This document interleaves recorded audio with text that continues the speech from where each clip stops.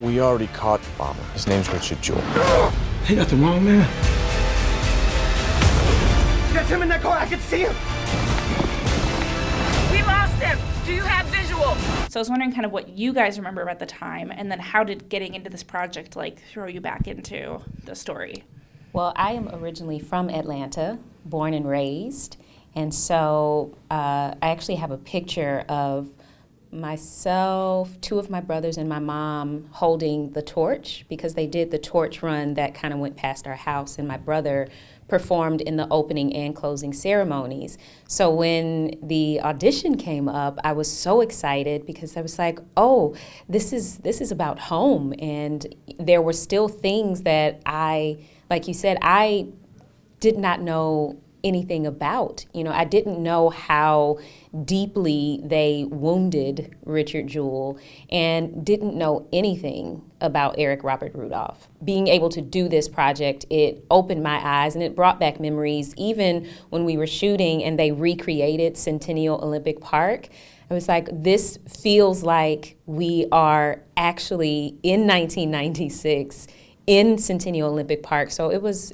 amazing. Once I started reading the script and the book behind it and everything, it started to ring some bells. But I was about 13 when it happened, and I feel like I was aware that something happened at the Olympics, but just didn't know any of the things that followed it.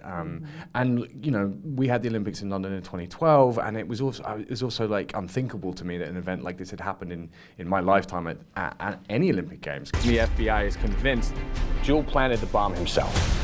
They don't do this to people who did nothing, Richard.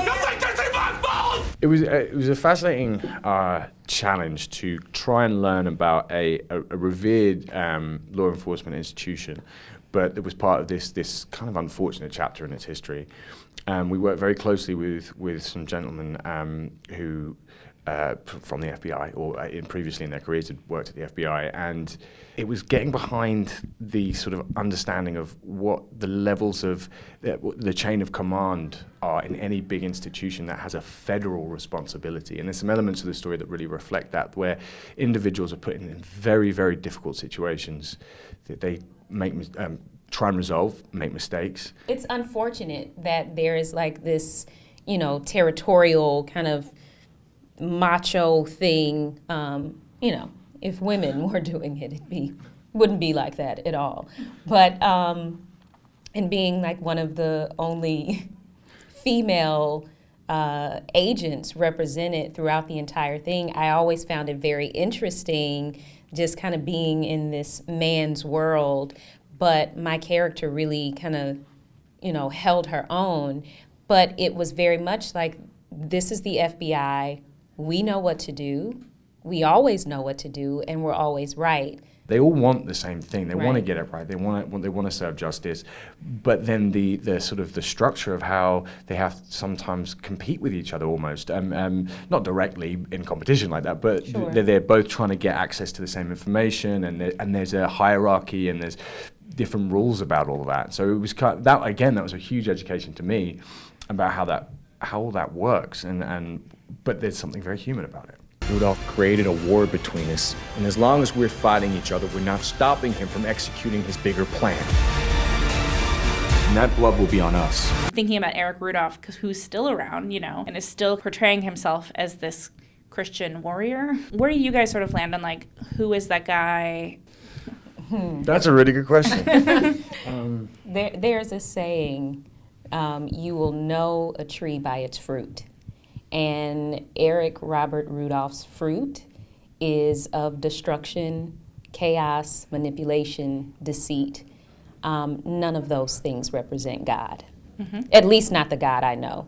And so I think it speaks for itself, who he is. Richard Jewell is obviously not here anymore, and he's obviously not with us. Would you want to meet him? Would you want to sit down and have dinner with him?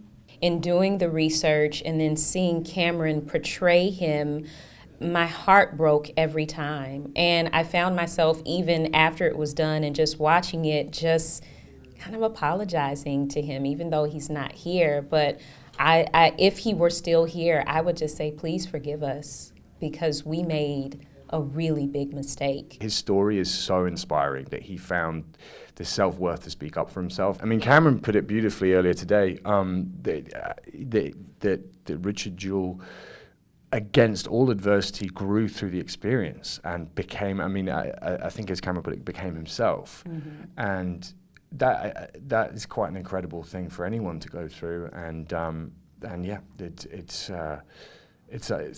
unbelievable that it happened, but it did, and he became a greater human for it, I think. It's 500,000 acres, and it's a fugitive's dream. We've covered 1% of 1% of Nantahala.